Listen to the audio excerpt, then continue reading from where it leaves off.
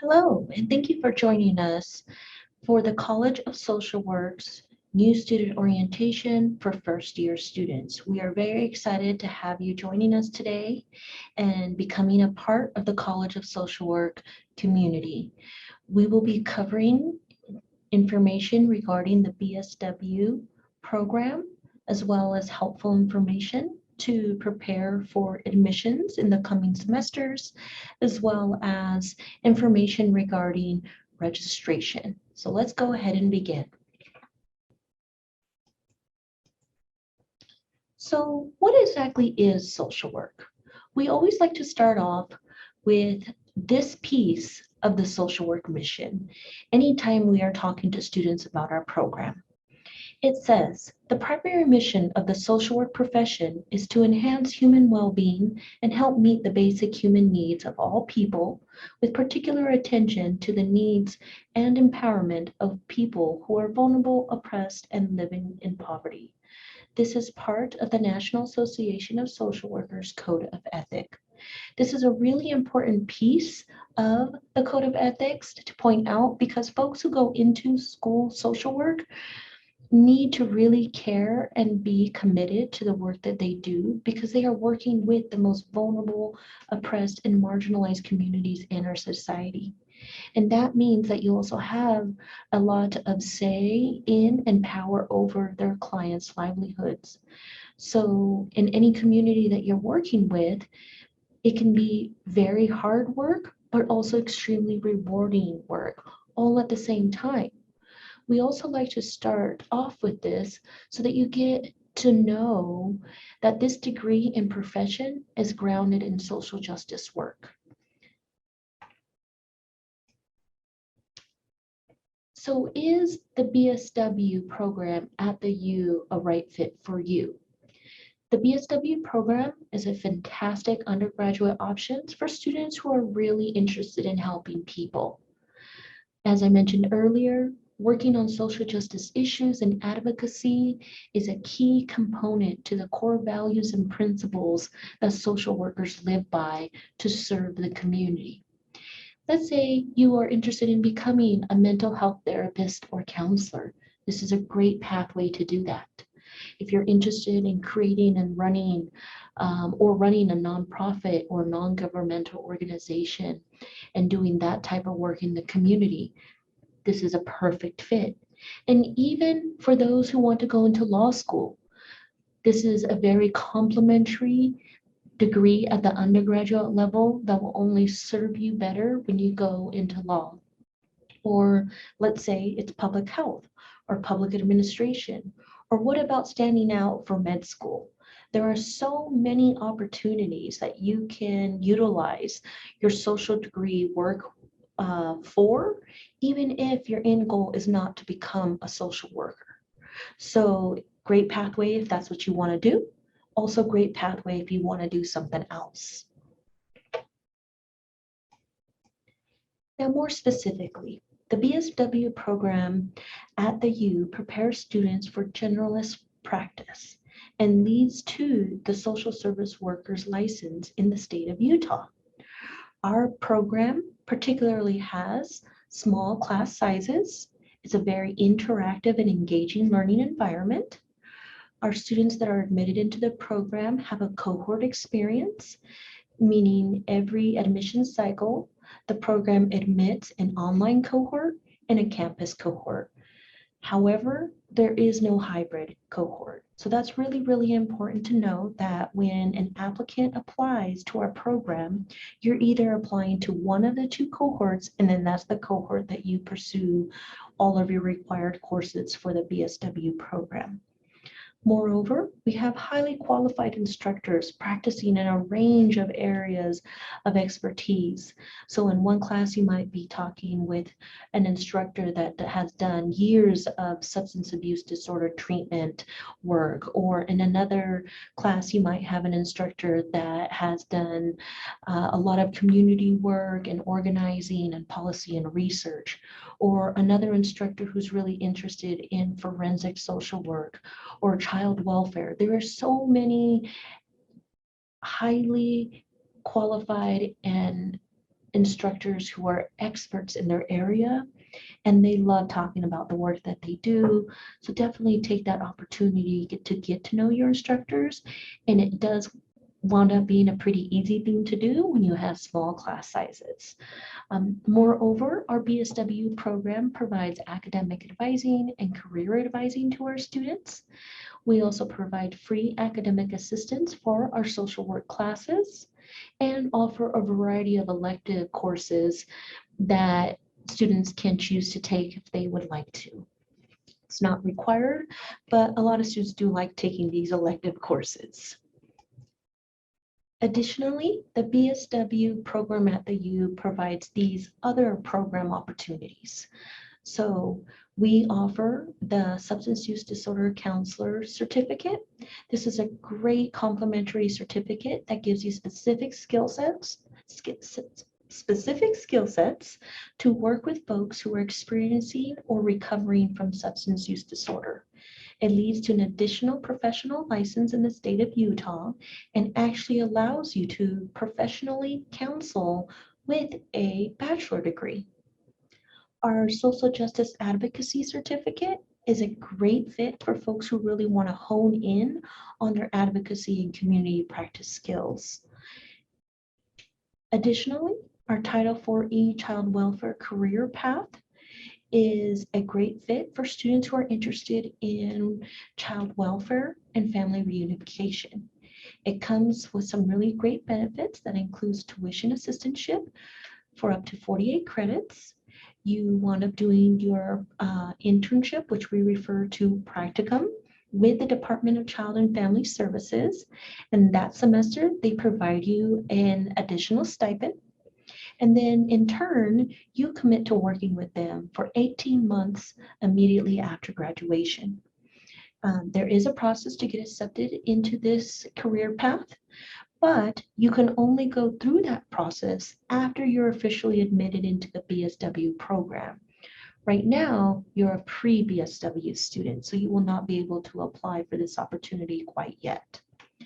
And lastly, a BSW leads to being able to take advantage of our advanced standing MSW program, which is offered fully online or fully in person.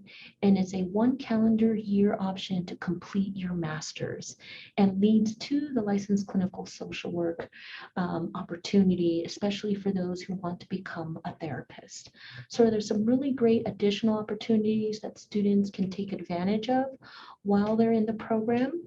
And even know that the SUDC and the social justice advocacy certificates are available to both BSW and non-BSW majors. So that is another thing to point out. In terms of preparing for the BSW program admissions process, what you can do now is start serving your community in social work related settings. Again, thinking back about the mission that the piece of the mission of the Code of Ethics that we had put on the second slide, you want to think about this type of work in the sense of serving vulnerable, oppressed, or marginalized communities.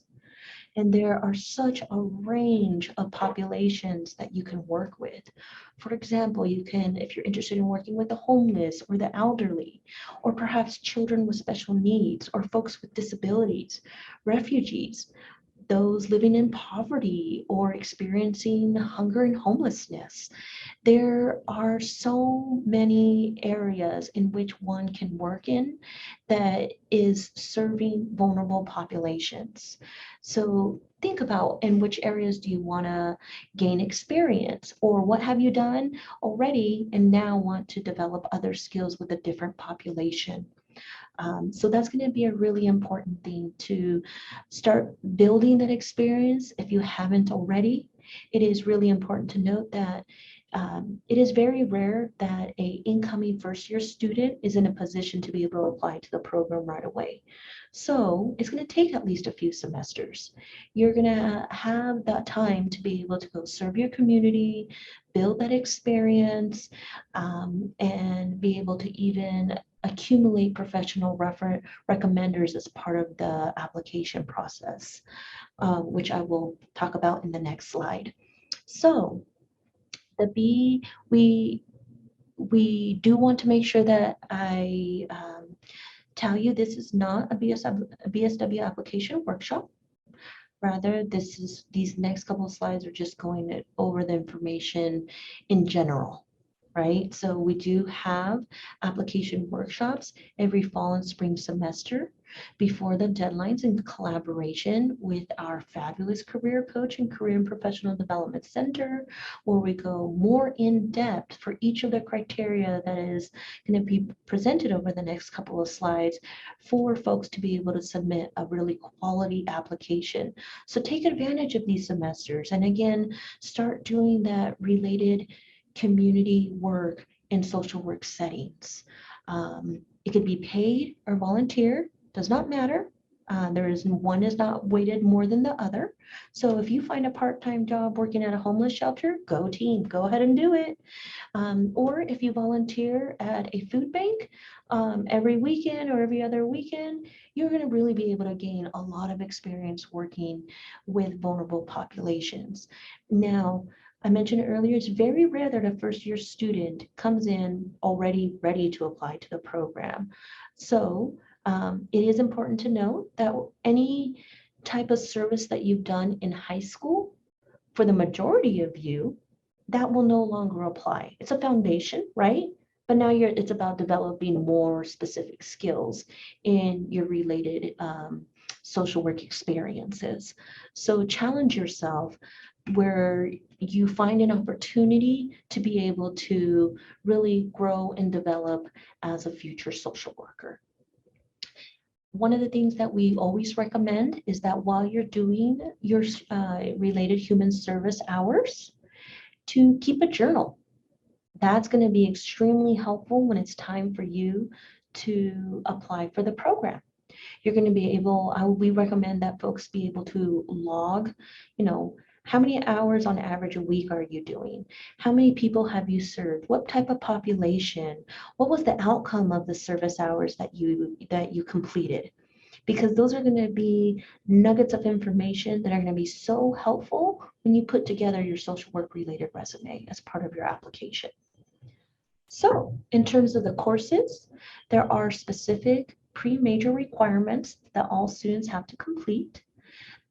Students need to complete Psychology 1010, General Psychology, Sociology 1010, Introduction to Sociology, Political Science 1100, U.S. National Government, as well as Social Work 1010, Intro to Social Work, as well as General Education. Now, more in depth, for General Psychology, we do accept AP and IB scores. So if that's something that you've done, you'll want to definitely check in with one of our academic advisors. And the same applies to Political Science 1100 in terms of AP scores. Some of you might have done Social Work 1010 at Salt Lake Community College. Depending on when you actually took it, you may or may not need to also take Social Work 2650. However, students can just retake Social Work 1010 here. Kind of depends on how you want to fulfill that requirement. So if you have any questions about that, be sure to check in with the academic advisor in social work. And then in terms of general education, we require your math, QA, general education, as well as your second level writing, general education requirements to be completed or in progress at the time of application submission, as well as at least 4 out of the 6 intellectual exploration area gen eds. So basically that means at minimum, you can be missing 2 gen eds. It can't be math, can't be writing, and overall, you can completely ignore math QB gen ed because that's going to be embedded in our major anyway. So when we refer to 2 gen eds missing or not completed, the math QB is not a part of that equation. Math QA, second level writing, and then at minimum, 4 out of the 6 intellectual exploration areas for your general education requirements would have to be done or in progress at the time of your application submission. For the BSW application, you are going to need to be able to fulfill the following criteria.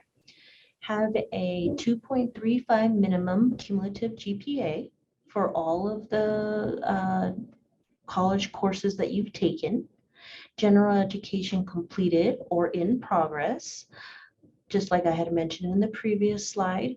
2 general education courses can still be incomplete at the time of your application.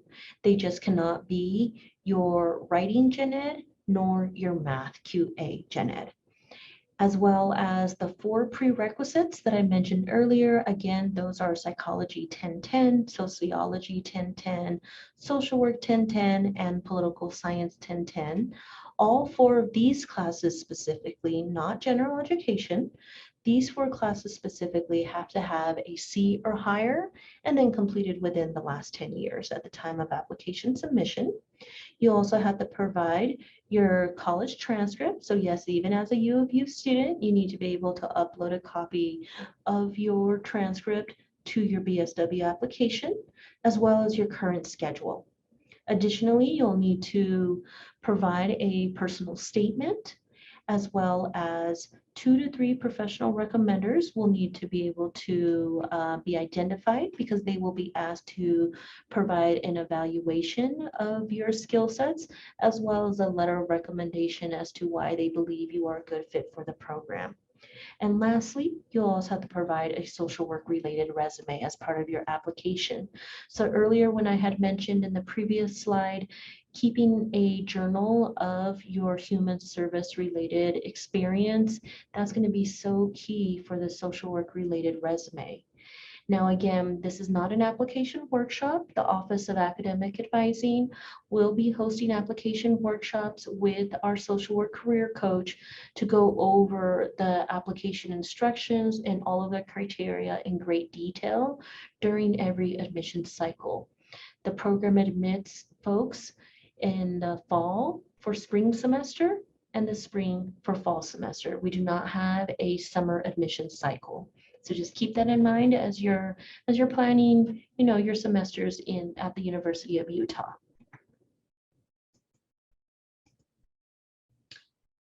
Additionally, there are really great research opportunities at the U, and specifically within the College of Social Work.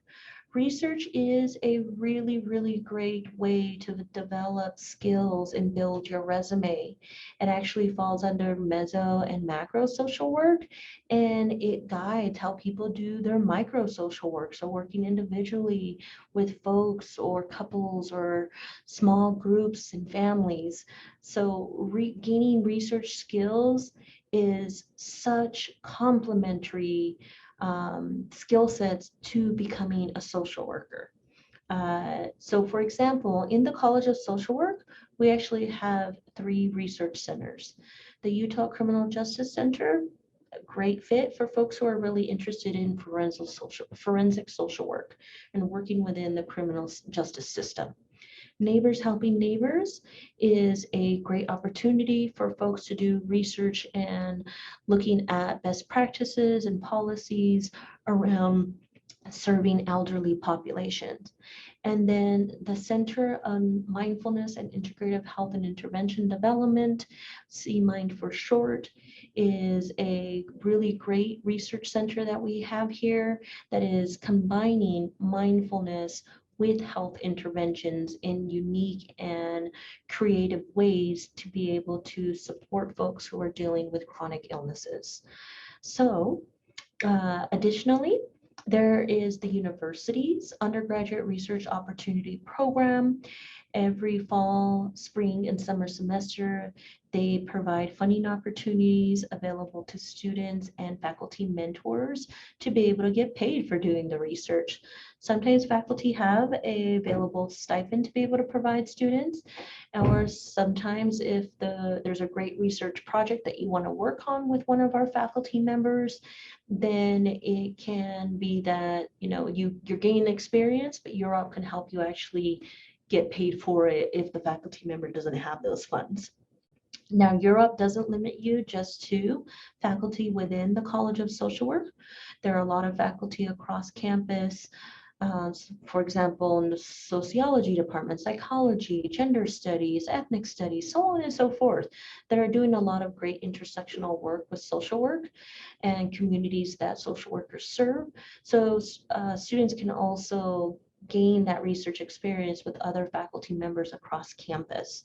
So if you're a person who really wants to dive into developing skills in research, or you've already done research prior to coming to the U of U and you want to enhance those skills, these are really great opportunities to be able to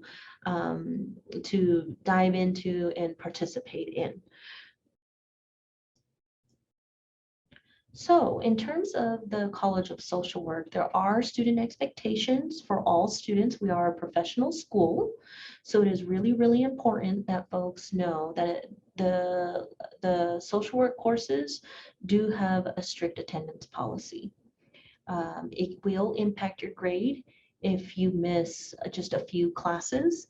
It is so important to participate in class, be present, be there, because if you miss a lecture, you missed a whole week of content and of information.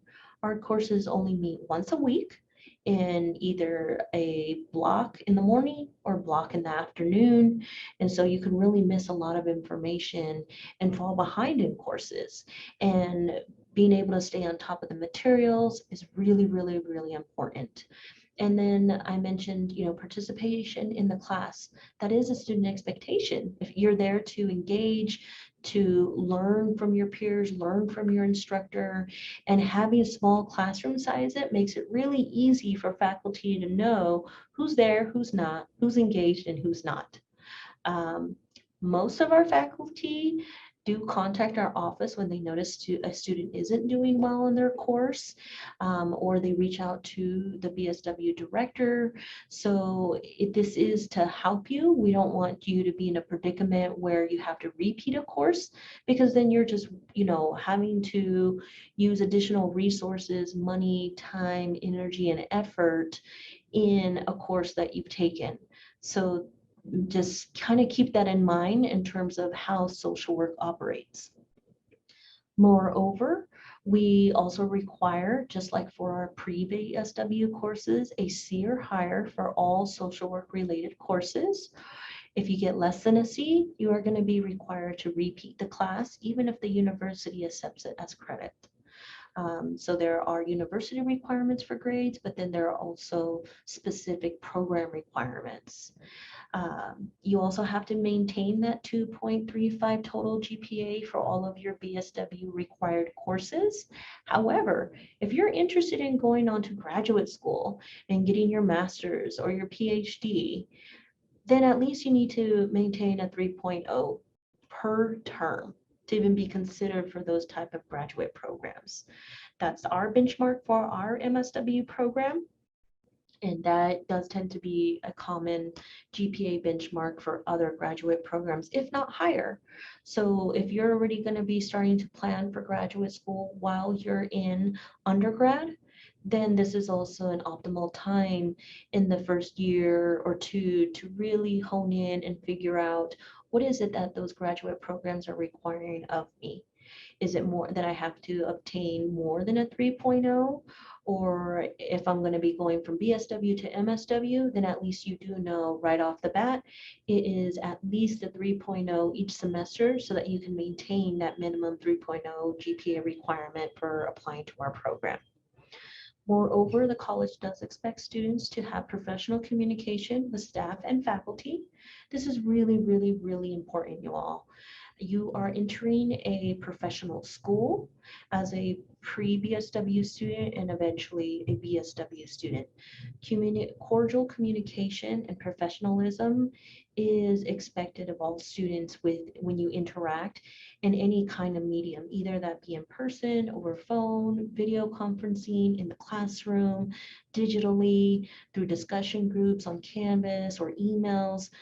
being able to communicate professionally is an extremely important skill for social workers, and therefore the BSW program and the College of Social Work expect this of their student. So some examples of that would be like when you send an email to your instructor, avoid saying hey or calling them by their first name. You can always say Professor Smith or Dr. Smith. You want to provide a cordial salutation and greeting and be providing details regarding what is it that you need help with. If an instructor or a staff member receives something from somebody from a personal email on top of it, so this actually goes to one of the points further down, using your U-mail is the most appropriate mean to communicate via email with staff or faculty at the University of Utah. So you want to treat these emails like as if they're mini letters, right? You want to have a strong greeting, provide specific information in terms of what are you requesting help with or seeking information for, and then give a cordial salutation as well. So emails are not text, y'all. This is really, really, really important because I know you all are a generation of social media and everybody shorthands the way that they communicate in so many platforms. But when it comes to college, you need to put the effort into communicating clearly and appropriately with the staff and faculty in our college. Additionally, if you are leaving a voice message for a staff or faculty member, you want to actually leave identifying information. We do not have caller ID on our phones, and we unfortunately do not have the capacity just to return missed calls. So if someone doesn't leave their name, their phone number, their student ID, and what is it that they want to talk about, it's not going to be very feasible for that person to follow up with you. So again, that goes along the lines of professional communication with those that are supporting you in your journey. Moreover, the onus of responsibility lies on the student to know what they are tied to. So, great piece of advice, the academic calendar is your best friend. You are required to know those dates. When you say, yes, I'm coming to the University of Utah, you hold a lot of responsibility in doing so. And the university will uphold you to deadlines, policies, and procedures. So it is really important that you become very aware with the university's academic calendar. You become very aware with deadlines in your syllabus. That's the document that you receive when you go into a class, and it'll explain all of your assignments, the grading rubrics, how to contact the instructor, so on and so forth. So it is your responsibility to stay on top of dates and deadlines throughout your time at the University of Utah. And then again, regularly check your U-mail at least twice a week, folks. Once you start attending the University of Utah, and even before, actually, there are some offices that can only provide you information through your U-mail. So I would say, get into the habit of checking it and responding and sending out emails through it. Don't forward it to your personal email, because then you're sending it directly from your personal email when you're sending an email. If you're responding to one of those emails that got funneled into your personal email, though personal emails are not FERPA protected, you are now tied to FERPA, the Federal Education Rights Privacy Act, meaning that your academic record is protected by the federal government. So it is also an expectation that you set up your FERPA PIN. If you try to communicate with us over phone, financial aid, let's say you're in housing and you're still not yet living in the dorm, so on and so forth. There are so many offices that cannot speak to you about your own record unless you have your FERPA PIN set up. And then additionally, we do have the expectation of wanting to support our students if they are struggling academically. And sometimes struggling academically is because you're struggling with personal issues. Now, we don't need you to share your whole life if you don't want to. That's totally fine. But we do want to make sure that we're connecting you to appropriate resources. And there are a variety of ones, not just academic, but also personal and financial and so on and so forth, that can help you alleviate X stress to then do well academically. Or if it is academics, we can connect you to tutoring. There are various tutoring services on campus. And even like I mentioned earlier, we have our own social work um, uh, academic staff support member who helps our students with social work classes. So if you're struggling in any kind of way, reach out to an academic advisor or reach out to your faculty member. Help is here and we want to help, as do faculty. Faculty and staff in the College of Social Work want you to succeed. We all want you to succeed. And so we are here saying, you have a set of things that you have to do. We have a set of responsibilities to help you do them. We're not here to do a bunch of hand holding, rather empowering our students to make informed decisions. And so that's going to take both parts, right? You have to put your effort into this. We put our efforts into this, but your staff and faculty cannot be putting more effort into your own success. Higher education is a responsibility of the student to get the most out of it as they can. So take advantage of this journey, this opportunity ahead of you. There are so many great things that you can wound up doing while you're in your undergraduate career, and we want to help you succeed in that.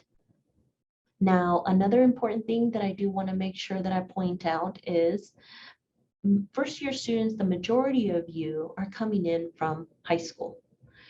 There is a big switch between the amount of time that you are going to be putting towards your homework and class assignments than what you did while you were in high school. You basically have to flip it.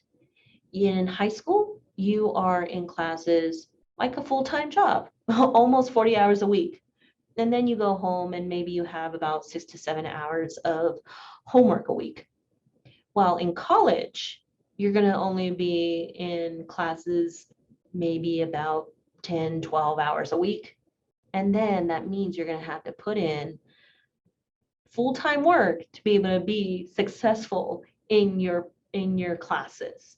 You're going to want to do anywhere between 2 to 3 hours at minimum per credit unit per week. So if you're doing, for example, 12 credits this upcoming semester in your first semester in the program, then that means you're doing anywhere between 24 and 36 hours of homework to really stay on top of your grades, comprehend the information that you are learning, work on assignments, do the readings, do the research, do group work. There could be a variety of things within these hours, but no one is going to be successful in their courses if they come in with the mindset of, oh, I only need to do a couple of hours every week of homework for a full coursework load of credits.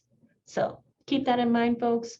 Getting your mindset right for your first semester so that you can continue to be successful every semester moving forward.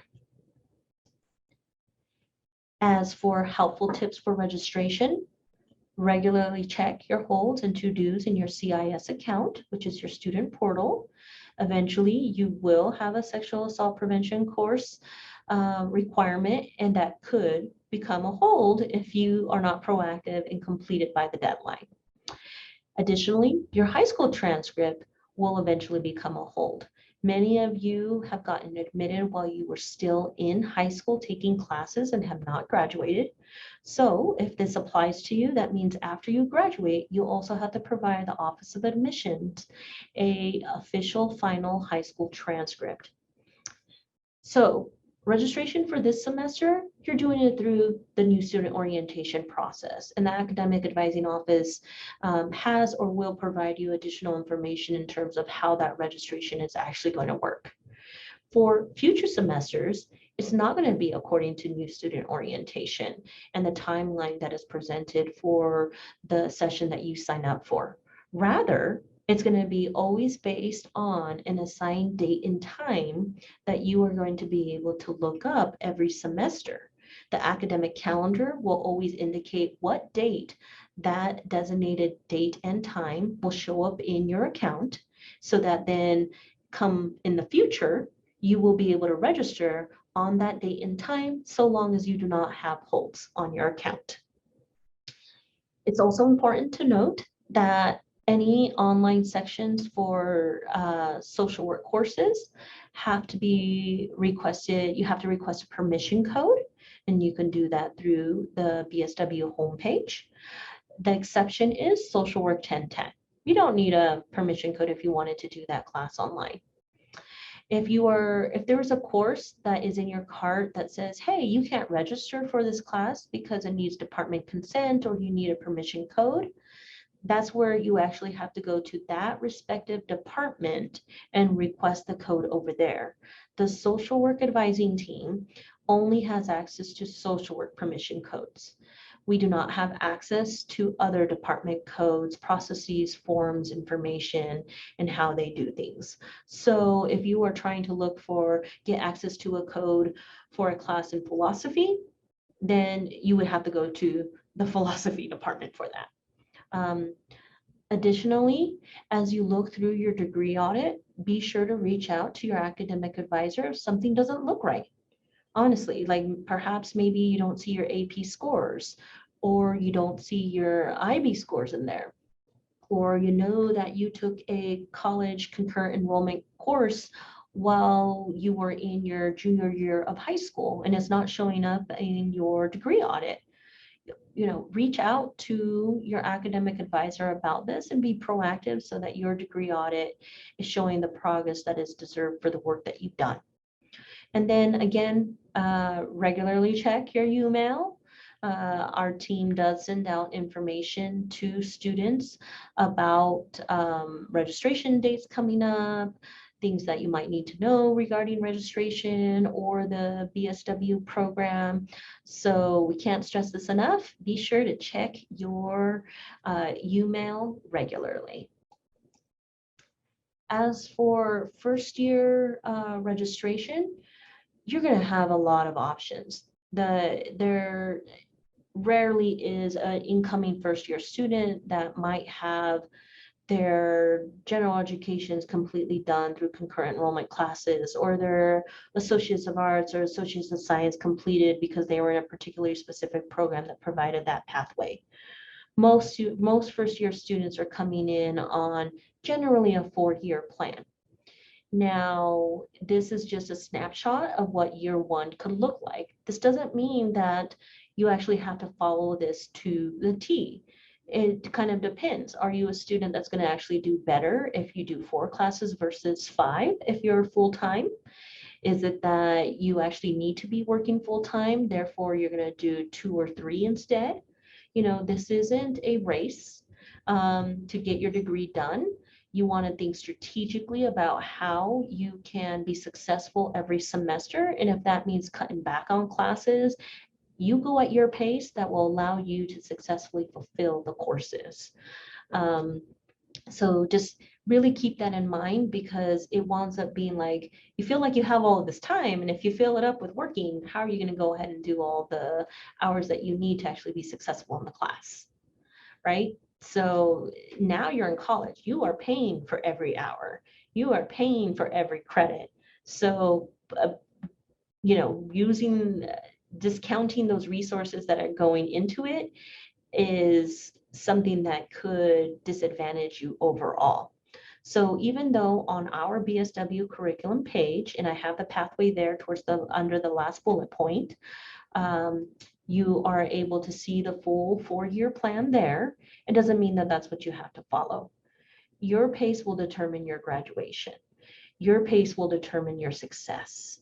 And then again, earlier I mentioned, be sure to check your degree audit and to make sure that if this applies to you, AP and IB scores give you the credits that you need. Admissions evaluates those, and as well as concurrent enrollment credits. If you took any college courses while you were in high school, then you want to make sure that you go ahead and send that official final transcript from that college and university, not from the high school one, to the Office of Admissions so that then you can get credits for those courses. Your high school transcript will not transfer over concurrent enrollment, AP, or IB credits.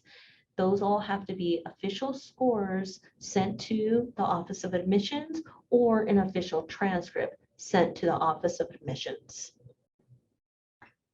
So folks, please be sure to follow your next steps in order to register for your first semester. The advising team has or will be in communication with you. And again, thank you for joining me today. We're wishing you the very best in your first semester at the University of Utah, and we look forward to supporting you during your time in the College of Social Work. Thank you so much.